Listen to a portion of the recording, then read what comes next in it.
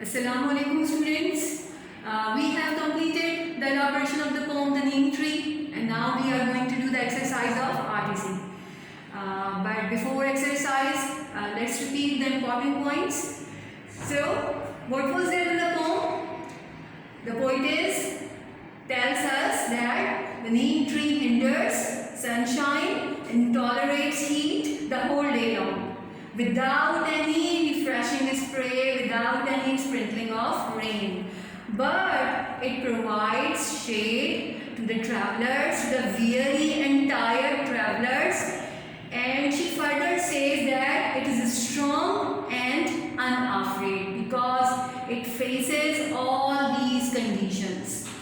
Then she wishes that human beings should be like the neem tree. Human beings should be bold and stand to save the suffering ones from the problems. Which problems?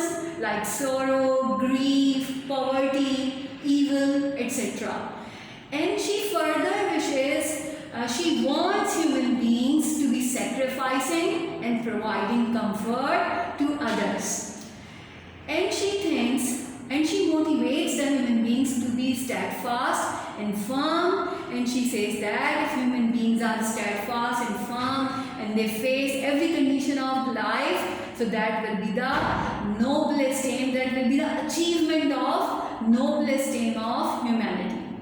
So this is all about the poem. Now come to the exercise of RTC.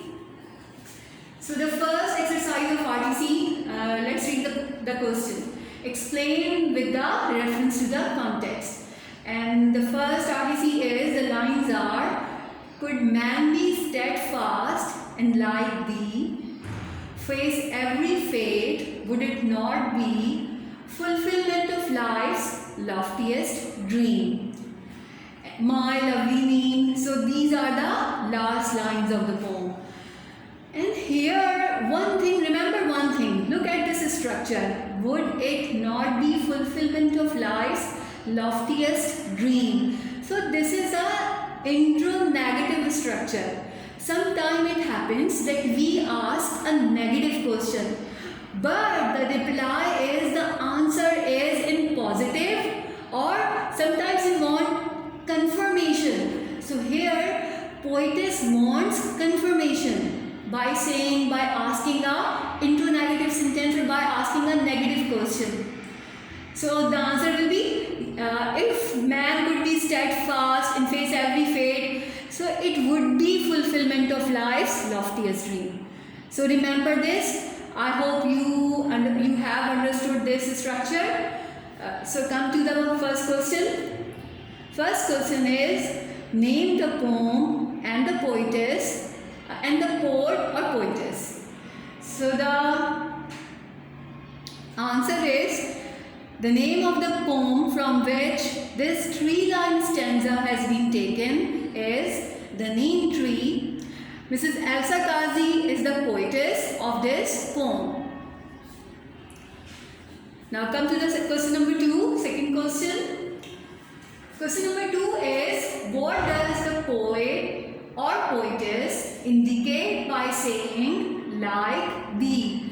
You remember that thee is the archaic word and it means you. So the poetess indicates the neem tree by saying like thee. A neem tree is a big and thick tree. Now you have to answer, or you have to write some lines about neem tree, because poetess is indicating neem tree. So a neem tree is a big and thick tree. Its widely spread branches and fresh green leaves look fresh and beautiful. It provides cool and comfortable shade to the travelers and wayfarers. So remember that this answer is about the neem tree, but almost the whole answer has been taken from the poem. Come to the next question. What is the life's loftiest dream according to the poetess? Do you remember the meaning of loftiest? Loftiest is highest or noblest. So answer is according to the poetess Mrs. Elsa Kazi, the loftiest and the highest dream of life is to live and sacrifice for others. When we give the name of the poetess here, according to the poetess Mrs. Elsa Kazi, so it presents a good look, it presents a good view. So that is why I have written the name of poetess too. Come to the answer.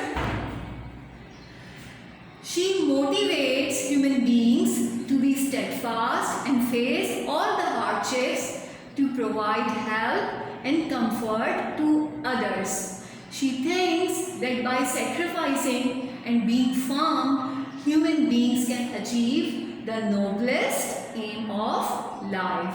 So this is all about first RTC. Now come to the second RTC. Here I am giving only questions to you and I will discuss the answers, but you will have to reply them. You will have to do the answers yourself. So listen to me carefully and inshallah you can reply easily. So the RTC 2 is my lovely name that intercepts sun's scorching beam, yet bears the heat all day. Remember, these 3 lines are the first 3 lines of poem. So come to the questions. Name the poem and the poet or poetess. So the first question is just like as the previous one and you will write the same answer here.